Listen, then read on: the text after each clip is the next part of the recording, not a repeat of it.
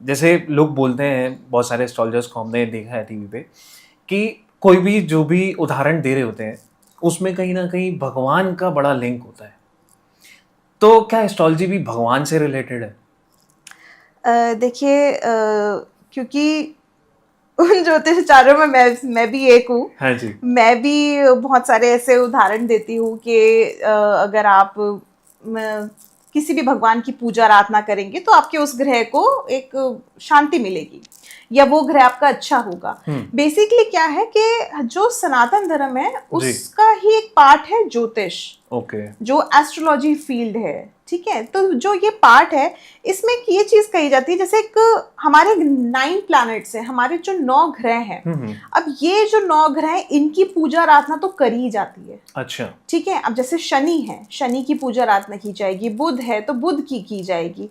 जैसे नवग्रह मंदिर में जाते हैं तो 9 ग्रह आपको वहां पे मिलते हैं, मगर इन्हीं से रिलेटेड कोई ना कोई गॉड है। जैसे कहते हैं ना कि एक घर का कोई ना कोई मालिक है, अच्छा। तो इन्हीं ग्रहों का कोई ना कोई मालिक है, स्वामी है। अच्छा। ठीक है, अब मतलब ये 9 ग्रह के 9 अलग-अलग देवी देवी-देवता हैं। हाँ लेकिन ऐसे तो बोलते हैं कि हज़ारों करोड़ देवी-देवता हैं। हाँ। तो इन 9 के लिए सिर्फ 9 देवी-देवता क्यों? देखिए, जो ये चीज नहीं जानते मैं उनके लिए बता देती हूँ। वो 1000 करोड़, जैसे कहते हैं ना कि 32 करोड़ देवी हाँ। देवता हैं, वो 32 कोटि कहते हैं। अच्छा। तो उसमें क्या है कि बेसिकली अगर हम देखें तो 3 देवी और 3 देवता हैं, अच्छा। इसके अलावा और कुछ नहीं है। 3 देवता यानी त्रिदेव, ओके। ब्रह्मा विष्णु महेश, और जो 3 देवियां हैं, माँ सरस्वती, माँ लक्ष्मी और माँ दुर्गा, माँ पार्वती जिनको जी, हम कहते जी। हैं। तो ये 3 देवियां और यही 3 देव हैं, इन्हीं के ही बाकी स्वरूप हैं। अच्छा। अगर आप किसी भी गांव, किसी भी क्षेत्र, किसी भी कस्बे में जाते हैं और कोई आपको ऐसे देवी देवता दिखते हैं जिनको आपने कभी सुना भी ना हो, तो आप अगर उनकी हिस्ट्री सर्च करेंगे तो वो कहीं ना कहीं उन्हीं भगवानों से कनेक्टेड मिलेंगे, उन्हीं के कोई रूप होंगे? उन्हीं के कोई रूप होंगे। अच्छा। तो इसीलिए ये जो एक प्रचलन चला है कि बहुत सारे देवी देवता हैं, बहुत सारे देवी देवता हैं, ऐसा नहीं है। ये हमारे जो यंगस्टर्स हैं उनको ये चीज समझनी चाहिए कि 3 देव हैं और 3 ही देवी हैं। जी। तो उन्हीं के ही वो रूप स्वरूप और जितनी आगे आगे चीजें, जैसे युग बढ़ते गए ऐसे ऐसे उनके रूप स्वरूप बढ़ते गए। अब विष्णु जी हैं तो विष्णु जी के स्वरूप ही तो भगवान श्री राम है, जी, जी। उन्हीं के तो स्वरूप भगवान श्री कृष्ण जी हैं। तो वही सेम चीज है। अब हम ये नहीं कह सकते श्री कृष्ण जी अलग हैं, श्री कृष्ण जी भगवान विष्णु जी के ही अवतार हैं। जी। तो वो अवतार कह लें, स्वरूप कह लें, रूप कह लें, आप कुछ भी कह सकते हो, तो वो चीज है। ये जो आपने इतनी सारी बातें बताई कि भगवान के अलग-अलग रूप हैं लेकिन हैं 3 ही। तो मुझे एक चीज़ बताओ कि जो एस्ट्रोलॉजी है, ये एक मैन मेड चीज़ है? मतलब इंसान ने खुद डेवलप करी है, या ये जैसे बोलते हैं कि भगवान के टाइम से ही चली आ रही है? वही मैं आपकी बात अभी मैं बात पूरी करती हूँ अपनी। तो जो 9 ग्रह हैं उन्हीं के वो 9 स्वामी हैं। जी। ठीक है, तो ऐसे ही जो भगवान है हम उनकी पूजा आराधना करके अपने नव ग्रहों को प्रसन्न करते हैं। नव ग्रहों की पूजा आराधना करके हम उनको प्रसन्न करते हैं।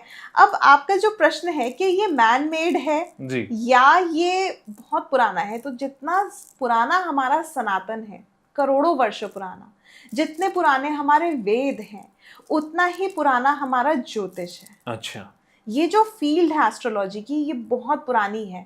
मतलब ये मैं कह सकती हूँ कि जो गणनाएं होती थी उस टाइम पे, आप इस चीज को यकीन मान के चलो, और जो हमारे व्यूअर्स हैं वो भी ये बात जान लें कि जब हिमालय पुत्री पार्वती का विवाह शिव से पक्का हो रहा था, जी।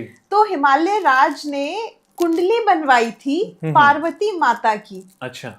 भगवान शिव से मिलान करने के लिए, कुंडली मिलान। जी, जी। मगर भगवान शिव तो अनंत हैं, वो तो ना उनका कोई जन्म है ना कोई मरण है, जी। तो उनकी कोई कुंडली नहीं थी। तो उन्होंने जो ग्रह जो थे वो अपने जितने भी समस्त, क्योंकि कहते हैं ना पूरा संसार भगवान शिव का है, चाहे वो पशु हो चाहे वो कोई भी चीज हो, तो उन सब को आगे रख करके उन्होंने वो कुंडली मिलान करवाया। अच्छा। उन्होंने रिश्तेदारों की लिस्ट में भूतों का नाम भी दिया, जीवों का नाम भी दिया, पक्षियों का नाम भी दिया, देवियों का नाम भी दिया, देवताओं का नाम भी दिया, समस्त मनुष्यगण का नाम दिया। मतलब जितने भी लोग हैं इस संसार में, इस ब्रह्मांड में, सभी का नाम उन्होंने दिया। जी। और तब जाके हिमालय राज ने पार्वती और शिव का विवाह पक्का किया उसी कुंडली मिलान के बेसिस पे।